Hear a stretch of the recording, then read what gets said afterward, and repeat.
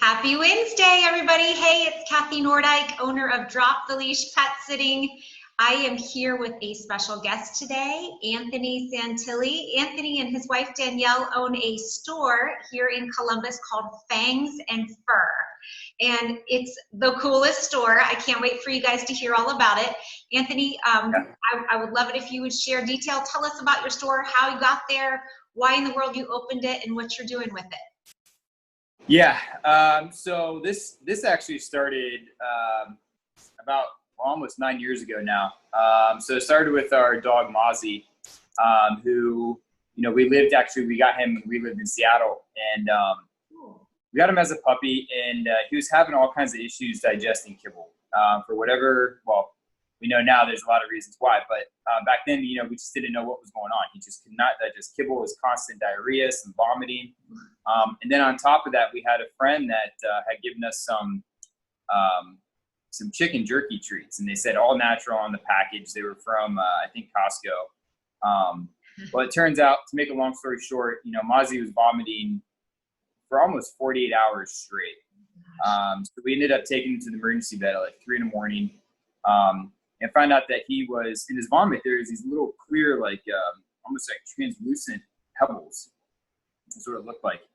It turns out that the chicken jerky treats that were all natural were actually made in China and were contaminated with melamine, which is a plastic resin. So I started, at that point, I was like, what is going on? He can't digest his kibble. They're putting plastic into dog treats. Like, something's not sitting well with me. Something's not right. So from that point on, it was just me, reading books, podcasts, certifications, online courses, traveling to different states to see different animal behaviorists and animal biologists and veterinarians and food scientists talk about raw diets and how beneficial they are and why, they're what they call species appropriate. So that's a long story short. But, for me, I started to do some research at that time too. Like, is it just my dog that this is happening to? Is he just kind of like an anomaly, or are there others out there? And that's when it got really kind of scary for me, or very alarming. You look at the statistics these days, 45% of adult dogs are obese. Obesity has increased 80% in the last decade. Periodontal disease now affects over 80% of dogs before they reach 3 years old. And then the last one that's like really just kind of was eye-opening for me was in this time that we've started to feed our dogs kibble. So really early 60s. It was really developed during World War II, during wartime. We came up with the extrusion process to make kibble. But dogs before then were eating either raw diets, or canned food was really popular at the time, but at least it had moisture in there and mostly animal protein. But then World War II hit, came up with the extrusion process to make kibble. And in that time, since almost every dog in this country has been fed kibble, we've seen an increase in cancer. So it was about 50 years ago, it was 1 in 100 dogs. As of 2019, it's 1 in 1.65. So about a little over 60% of dogs will now succumb to cancer. And there's a lot of players in the game. There's a lot of you can point your fingers at a lot of different things. But for me, it's as simple as when you feed a diet that's majority carbohydrates every day to an animal that's a facultative carnivore, it's going to cause issues. Carbs turn to sugar, and sugar feeds cancer. It's really that simple. There's also, as we were talking about earlier, the flea and tick treatments and the heartworm preventatives and all these chemicals and neurotoxins that we're injecting in their bodies sure doesn't help. But I think, diet is really, really important. We've heard the phrase, let food be thy medicine. And that's kind of our mantra here is, we're in the field of preventing disease in our dogs, which we'll talk about more later. But before I end on this question here, there's a really interesting quote. So Dr. Ian Billinghurst, he's an Australian veterinarian out of Australia, but he's actually a veterinarian surgeon. He has a few books now, but one of his more popular books is Give a Dog a Bone. And for us in the raw feeding world, in the fresh, in the fresh food world, this is kind of where we start. We kind of look at this and then we go from there. But he writes, although the mind and the outward appearance of our modern dog has changed dramatically, the internal workings, including the entire digestive system and the way food is utilized for growth, maintenance, repair, and reproduction is fundamentally the same as its wild ancestors. So I hear a lot of times people are like, my Chihuahua is not a wolf. And I'm like, I get that. Your dog is not a wolf.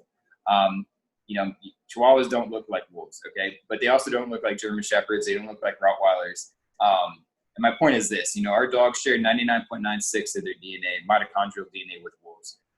They can even produce viable offspring with wolves.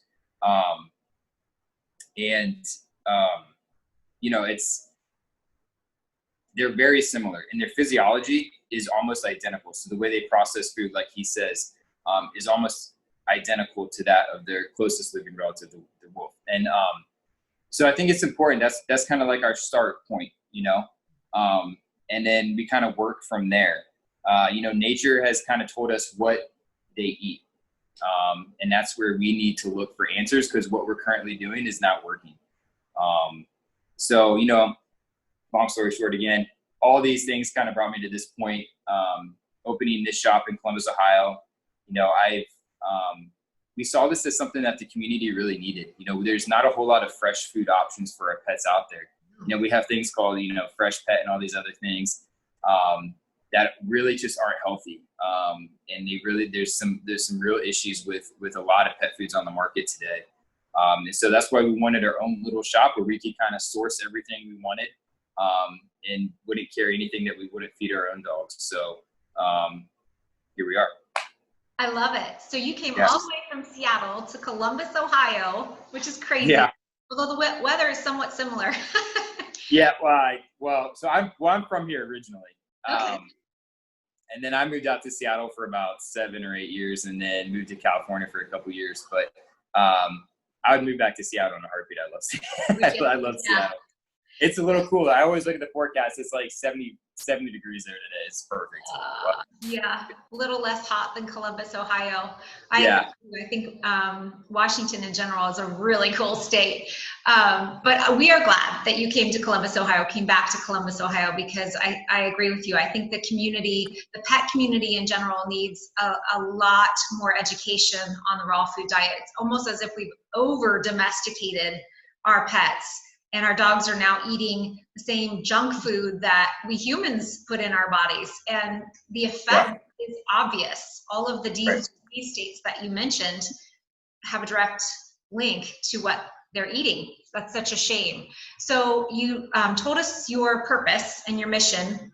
And tell us what, I understand that Fangs Fur offers raw food diet to pets, and it sounds like some great education too for pet owners. What else do you offer in your store that makes you unique? How are you different than a Pet Value or I'm trying to think of some of the other pet stores out there that sell Let's Go or Pet People or places like that. Thank you. Yeah. Well, I think you hit the nail on the head. It's education for us is the big one. I'm absolutely obsessed with canine and feline nutrition. It's all I really do anymore. And it's been like that. It's been like that for 8 years, and it's great to see. I actually just did an Instagram Live with a veterinarian in this area too, which is great because there's a lot of veterinarians finally coming around to feeding fresh food. Because to me, it's as simple as, do we feed processed, low quality ingredient foods, or do we feed fresh food? And so for us, it's that simple. But, education is a big one.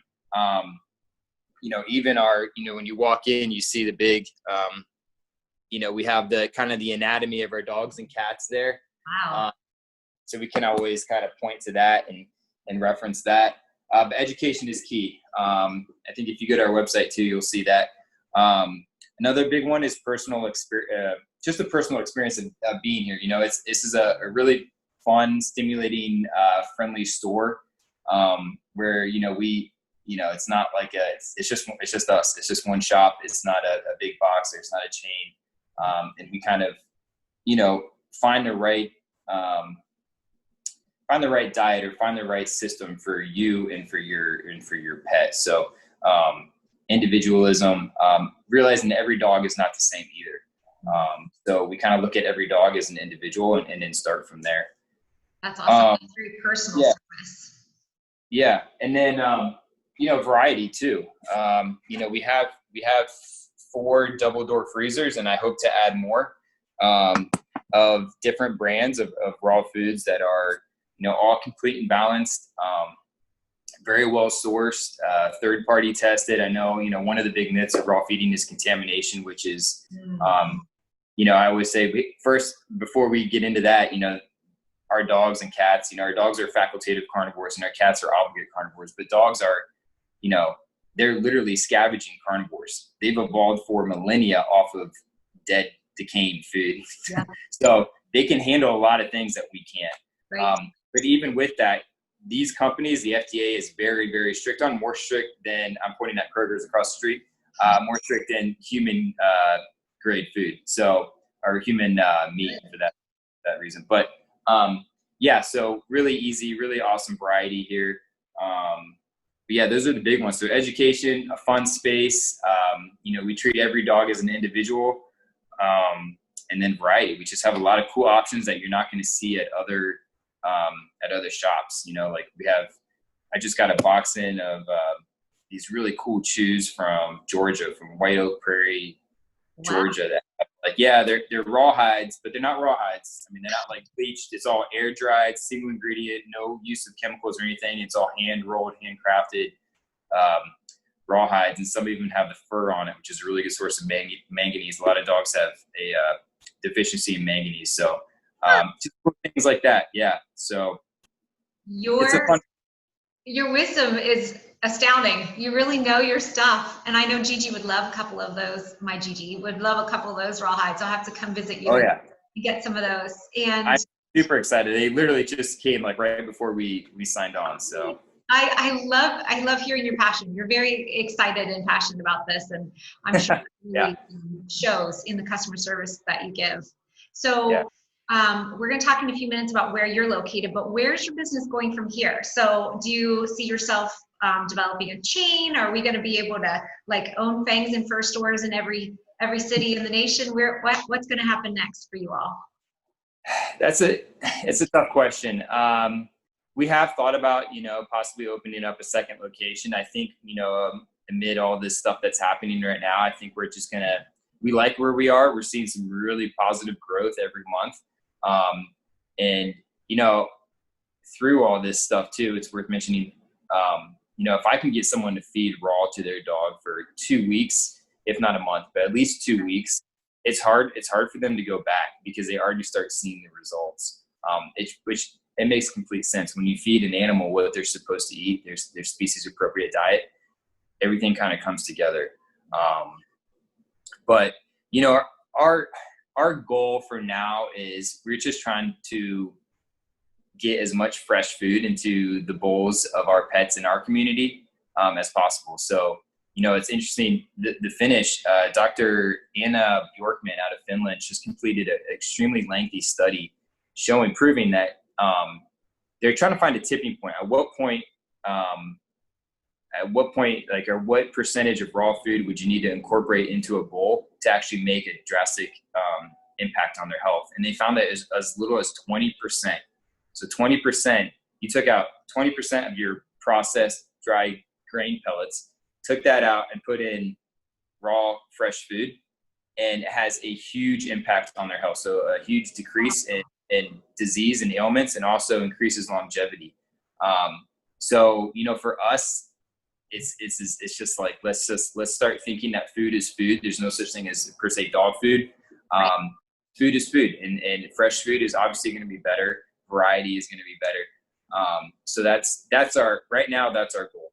Happier pets, is happier equals happier owners, and happier owners is a happier community. So that's always been our goal, and that's where we're kind of sticking to right now.